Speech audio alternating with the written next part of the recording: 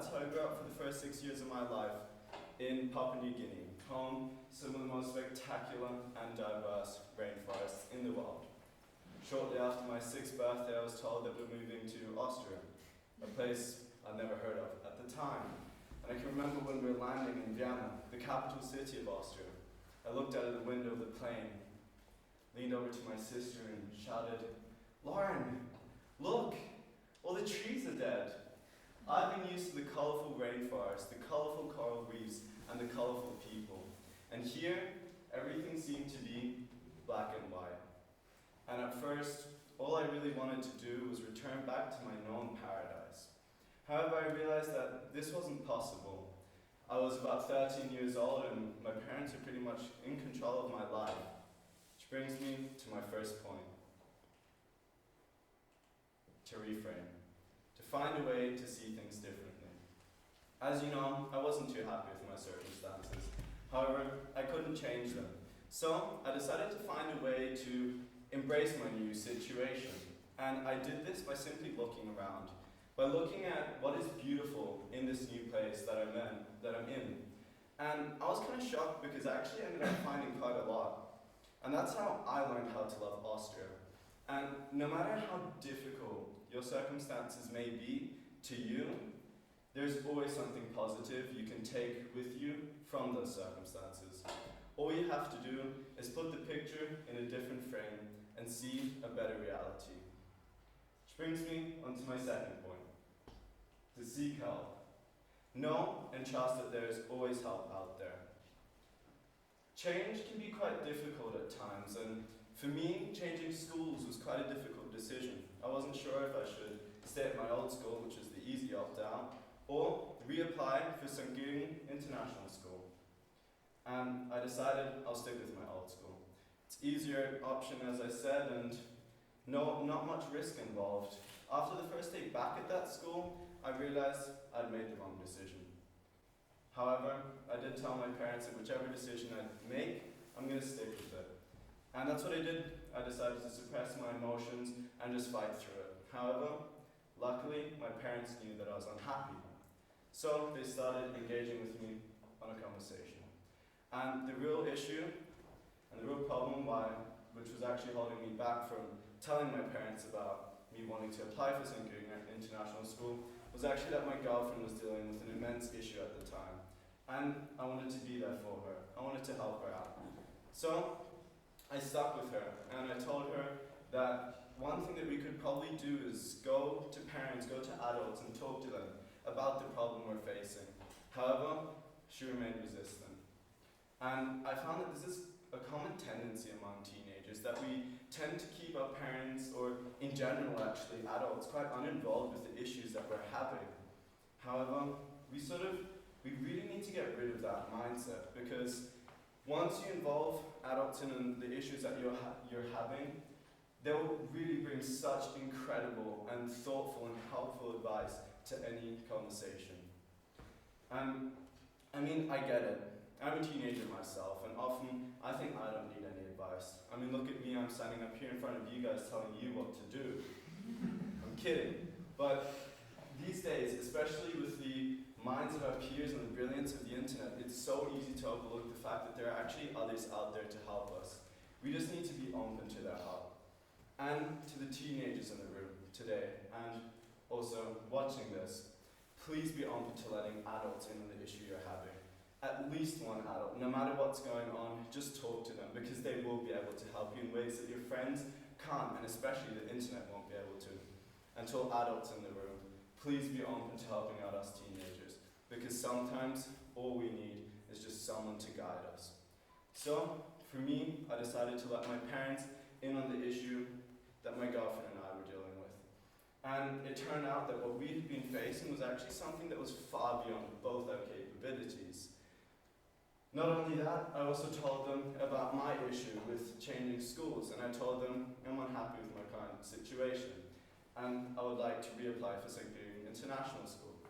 And they helped me out with that, and after I let those feelings back in, I could listen to them. That's when I reapplied and got reaccepted into Sankt Gilgen International School. Within roughly 10 days of arriving at this school, I received a phone call from my girlfriend, quite normal. However, this phone call announced the unexpected termination of our relationship. And it was tough for me. And at first I decided, again, I'll suppress the emotions, fight through it. However, I realized that this wasn't working, and I needed my friends to support me, which is exactly what I did. I went to them. However, the two people who had always involved in difficult situations were my parents. And this new school was a boarding school. So they weren't there for me the way I wanted them to be, because they couldn't. And this is when one of the house parents from my boarding school approached me.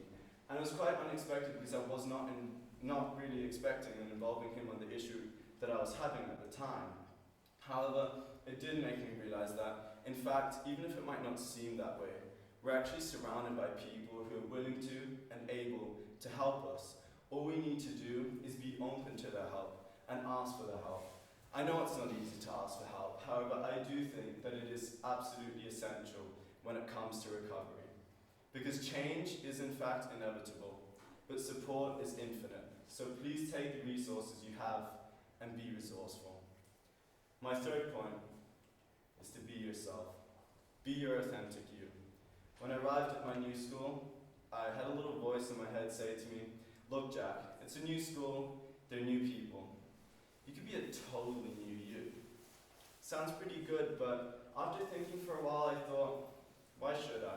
Because I found that had I altered my personality in order to fit into a community better, all I would be doing is fitting in with the wrong community. And a cure for this is just to be yourself, be who you are. Own up to who you were in the past, maybe even change a few things that you don't like about yourself anymore, but don't try to be someone who you are not. One thing that the most successful organizations in the world share is a common core ideology to which every single employee profoundly sticks to and is proud of. And I found that this can be reflected in communities too, that the strongest social circles, every member of those social circles have core values, which every single which every single member of that social circle believes in. And in order to attract people who have the same values as you do, just be yourself, because you will reflect your values and attract those with the same. And once surrounded by people who have the same values as you do, you'll be able to grow and develop as a person much more. Just be who you are in all circumstances. And changes often seem to be something bad. It's definitely risky, and that's why a lot of people step away from it and say, okay, just like I did, I'll take the easy up down. However, simply through change, I've managed to develop myself much more than I could without. So I really encourage everyone here to just go for it. Be a risk taker. And also, again, another example of the business world is 3M, a company we probably all know. And they decided that what they're going to do is they want to be more successful. They want to stand out as a business, just like we do as people. And what they wanted to do is they decided to make a change to their business model. And they did this by dedicating 15% of every single employee's work time to creativity and innovation. Now, what was the goal of this? They wanted to bring out more products, they wanted to sell more, they wanted to have a wide variety of products to offer to customers. And so what they did is 15% of most of the employees' times, they could just sit at a desk, go for a walk, and just think of new products that this company could put on the market. That's how they came across Post-it notes you probably all know. And the CEO of 3M at the time said, and I quote, "Yes, we did indeed stumble across many of our most successful products. However, may I remind you that in order to stumble, we must be moving." And I think this can be reflected in change as well, that if we just step back and if we stay in our comfort zone, we're not going to grow as much. If we step out there, we can be so much more successful as people, we can develop ourselves, we can just gain new experiences which we can share with the world. Those are a few thoughts that I have on change, and here's summed up again. Please, reframe, seek help, and be yourself. I know that every single person in this room has what it takes to deal with change. Now take the resources you have and be resourceful. Instead of seeing the dead trees, see a field with beautiful trees getting ready for spring in a wonderful new world. Thank you.